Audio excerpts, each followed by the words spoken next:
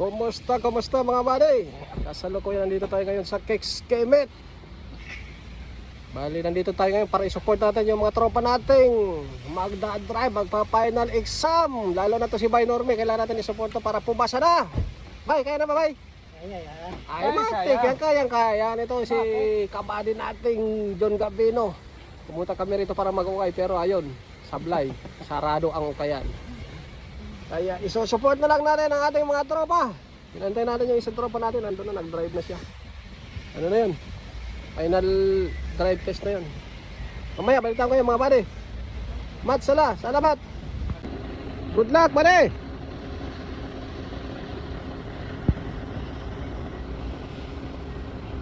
Ano yung tropa natin mga buddy, sampa na. Final drive test yan mga buddy. Sinamahan lang namin yung tropa dito sa Kicks Kemet sa driving school para suportahan, para makapasa na.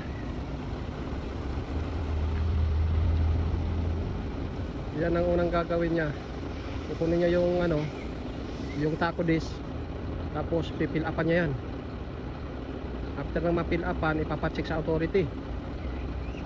Papakita niya kung tama yung ginawa niya, yung pagpil up niya. After mapil upan, kung tama, isasalpak sa taco disc, sa tachograph. Pag sablay, pag mali yung fill up, hindi ka na patutuloyin, hindi na papasalang sa'yo sa tachograph. Failed na yun, baba ka na. Kaya tingnan natin kung kung hindi sasablay. Maraming rito mga buddy, kailangan pulido yung mo, yung mga pipil upan mo dyan. Dapat detalyado lahat.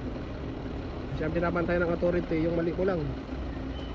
Hindi nila binabantayan yung tama mong gawa dyan. Yung mali, isa lang mali mo dyan, failed ka na, bagsak ka na.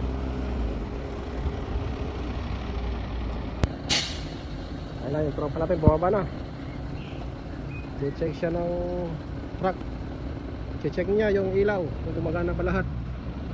Yung gulong, ayan, umikot siya, titingnan yung gulong. Lahat ng gulong, i-check niya kung goods ba, tama yung pressure, yung hangin.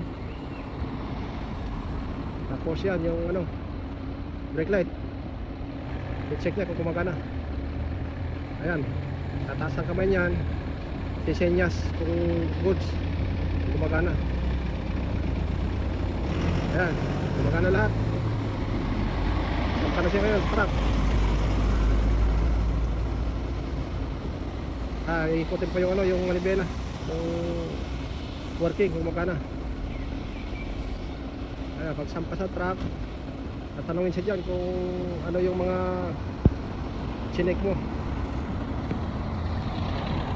Pag sinecheck dyan, ilaw, gulong, brake light, lahat ng ilaw, tapos yung manibela, steering wheel, yung gumagana. Ayan, after nyan, magro-rolling brake pa yan. I-check yung preno kung gumagana. Papatakbuhin niya ng konti, tapos piprenoan. Ayan, pumreno. Tapos sasabihin niya sa authority kung okay yung preno, kung goods ba, kung maganda yung kapit. Tapos pagpaalis na, signal sa kaliwa.